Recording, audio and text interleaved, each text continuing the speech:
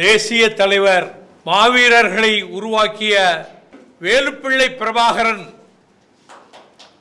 அந்த பெயரை உச்சரித்தாலே நாடி நரம்புகளிலே மின்சாரம் பாய்வது போன்ற ஒரு உணர்வு ஏற்படும்.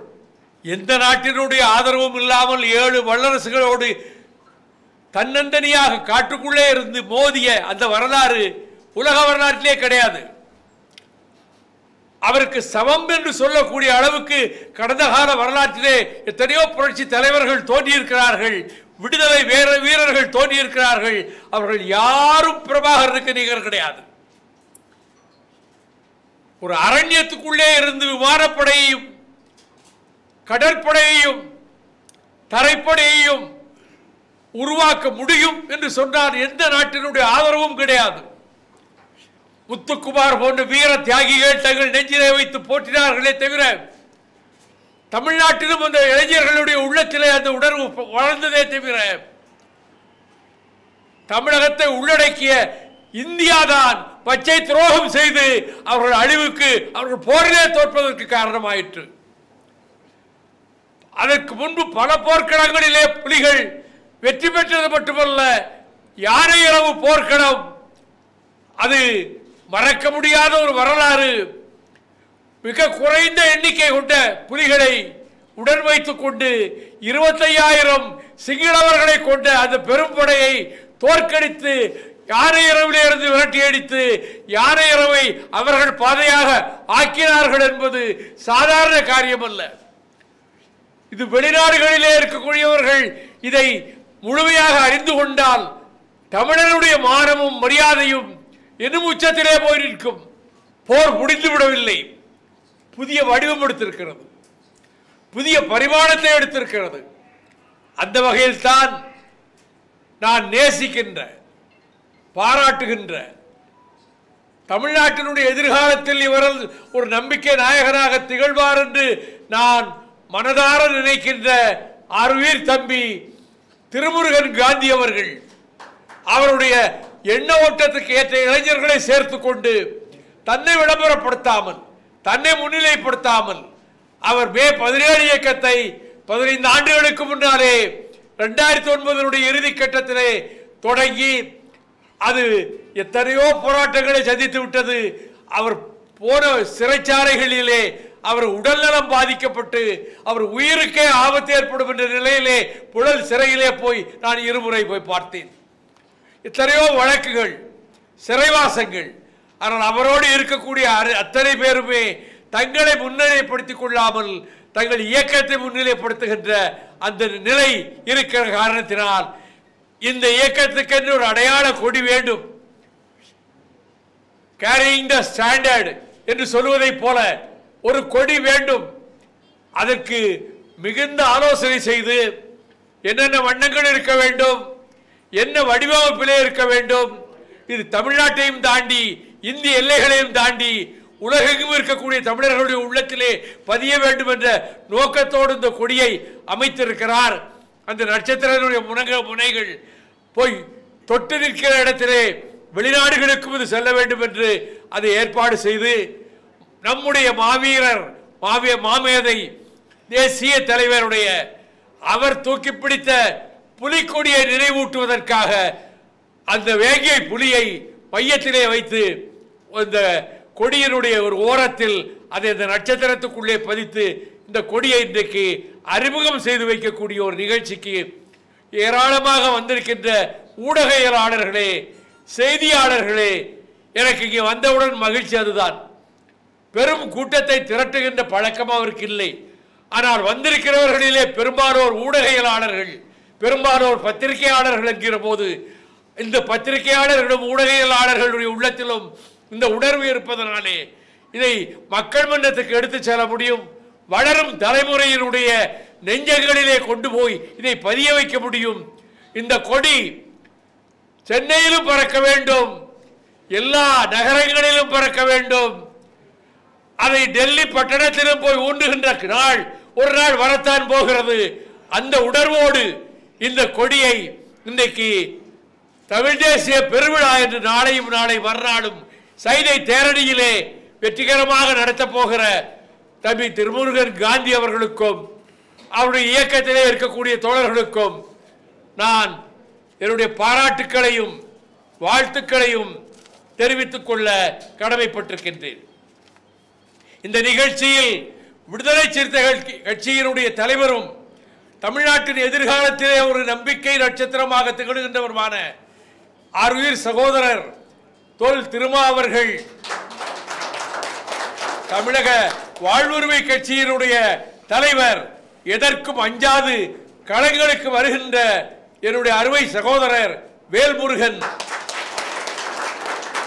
விடுதலை தமிழ் புலிகள் கட்சியினுடைய தலைவர், எங்கே நிகழ்ச்சி என்றாலும் அங்கே குழந்தை அரசனை பார்க்கலாம் என்று நான் சொல்லுகின்ற அளவுக்குள்ள குழந்தை அரசன் அவர்களே, இந்த நிகழ்ச்சியை இவ்வளவு சிறப்பாக ஏற்பாடு செய்த திருமுருகன் காந்தியோடு கரம் கோர்த்து இயங்குகின்ற ஒருங்கிணைப்பாளர் புருஷோத்தமன், ஒருங்கிணைப்பாளர் பிரவீன்குமார், கொண்டல்சாமி, அசோக்குமார், தவமணி உள்ளிட்ட அனைவருக்கும் என் வாழ்த்துக்களை சொல்லி, குறிப்பாக செய்தியாளர்களுக்கும் ஊடகவியலாளர்களுக்கும் நன்றி தெரிவித்து, வெல்க தமிழ் ஈழம், வாழ்க நீடூழி வாழ்க தேசிய தலைவர் பிரபாகரனுடைய புகழ், வெற்றி பெறட்டும் மே 17 இயக்கம். காலம் இப்படியே இருக்காது, மாறிக்கொண்டே வரும். அப்பொழுது லட்சியவாதிகள் தான், இளைஞர்கள் தான் அரசியலை கையில் எடுப்பார்கள். நான் ஒரு இளைஞன் அப்படி ஒரு முன்னோடியாக வந்து நிற்கிறார் என்று சொன்னால் அது திருமுருகன் காந்தி என்று நான் கடற்கரையிலேயே 3 முறையும் சொன்னேன். அவருடைய தலைமை என்பதை அவர் ஏற்றுக்கொள்வதில்லை. அவர் அரவணைத்து செல்லுகின்ற இந்த இளைஞர்கள், கொள்கையாளர்கள் டெல்லிக்கும் வந்தார்கள், எல்லா போராட்ட களங்களுக்கும் வருவார்கள், சிறைச்சாலைக்கும் வருவார்கள். அவர்கள் தொடங்கி இருக்கக்கூடிய இந்த முயற்சி வெற்றி மேல் வெற்றி பெறட்டும், நெடுவானில் பறக்கட்டும், மே 17 இயக்கத்தினுடைய லட்சிய கொடி என்று கூறி விடைபெறுகிறேன். நன்றி, வணக்கம். தோழர் திருமுருகன் காந்தி அவர்களின் தலைமையில் மே 17 இயக்கம் 15 ஆண்டுகளாக தமிழ் சமூகத்தில் பெரும் தாக்கத்தை ஏற்படுத்தி இருக்கிறது. 2009ஆம் ஆண்டு மே 17ஆம் நாள் சிங்கள காடையர்கள் இலங்கை தீவில் ஈழ மண்ணில் ஒரு விடுதலை போராட்டம் நசுக்கப்பட்டு விட்டது, விடுதலை புலிகள் இயக்கம் வீழ்த்தப்பட்டு விட்டது என்று கொக்கரித்தார்கள். போர் முடிந்தது, யுத்தம் முடிந்தது என்று ராஜபக்ஷே அறிவித்த நாள்தான் மே 17. மேதகு பிரபாகரன் அழித்தொழிக்கப்பட்டு விட்டார் என்று உலகுக்கு சிங்கள காடையர்கள் அறிவிப்பு செய்த நாள்தான் மே 17. நாங்கள் வெற்றி பெற்று விட்டோம் இந்த யுத்தத்தில், இறுதி யுத்தத்தில் என்று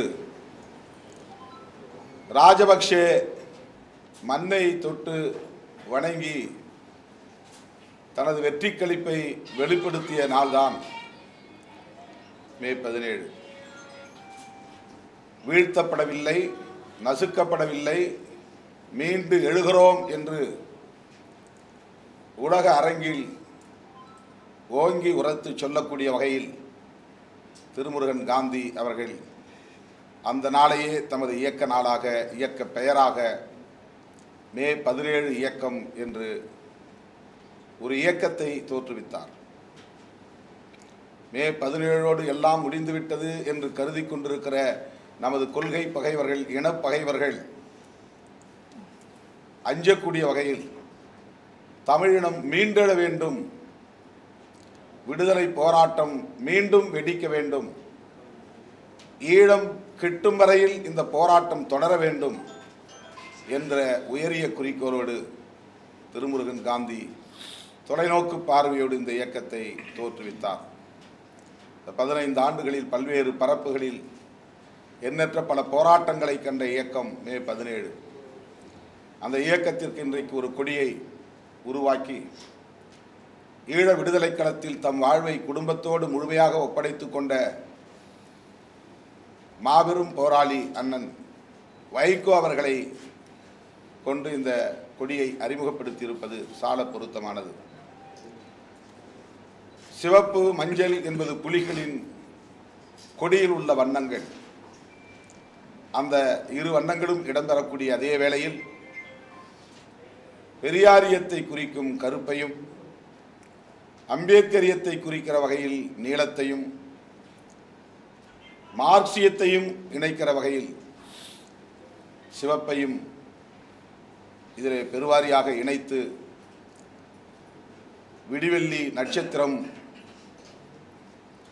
இந்த இயக்கம் தமிழ் சமூகத்தின் விடிவெள்ளியாக இருக்கும் என்கிற வகையில் நட்சத்திரம் பொறித்து அந்த நட்சத்திரத்தில் விண்மீன் அடையாளத்திற்குள்ளே விடுதலை புலிகள் இன்னும் இருக்கிறார்கள் என்று உலகுக்கு பறைசாற்றக்கூடிய வகையில் புலியை நட்சத்திரத்தின் மையத்திலே பொறித்து ஒரு கொடியை உருவாக்கியிருக்கிறார். புரட்சியாளர் அம்பேத்கர், தந்தை பெரியார், மாமேதை மார்க்ஸ் ஆகியோரின் கொள்கைகளை உள்வாங்கிக் கொண்டு இந்த களத்தில் நாம் போராட வேண்டியிருக்கிறது என்பதை தொலைநோக்கு பார்வையோடு தமிழீழ விடுதலைக்கான களத்தில் இணைத்து பார்க்கிற அந்த அரசியல் புரிதல் திருமுருகன் காந்தி அவர்களின் இந்த படைப்பில் நமக்கு வெளிப்படுகிறது. அதுதான் இன்றைக்கு தேவையானதாக இருக்கிறது, காலத்தின் தேவையாக இருக்கிறது. வெறும் மொழி உணர்வு, இன உணர்வு மட்டுமே தமிழ் தேசியமாக இருக்க முடியாது. தமிழ் தேசியத்தை வென்றெடுப்பதற்கு பெரியாரியம், அம்பேத்கரியம், மார்க்சியம் ஆகிய சித்தாந்தங்களின் கலவை இன்றியமையாத ஒரு தேவை என்பதை உணர்ந்த நிலையில் மே 17 இயக்கத்திற்கு இப்படி ஒரு கொடியை தோழர் திருமுருகன் உருவாக்கியிருக்கிறார் என்று நான் மகிழ்ச்சியோடு வரவேற்கிறேன். இந்த இயக்கத்தின் பணிகள் சிறக்கவும் நோக்கம் வெல்லவும் மே 17 இயக்கத்திற்கு சிறுத்தைகள் இயக்கம் உற்ற துணையாக இருக்கும் என்பதை சொல்லி வாழ்த்துகிறேன்.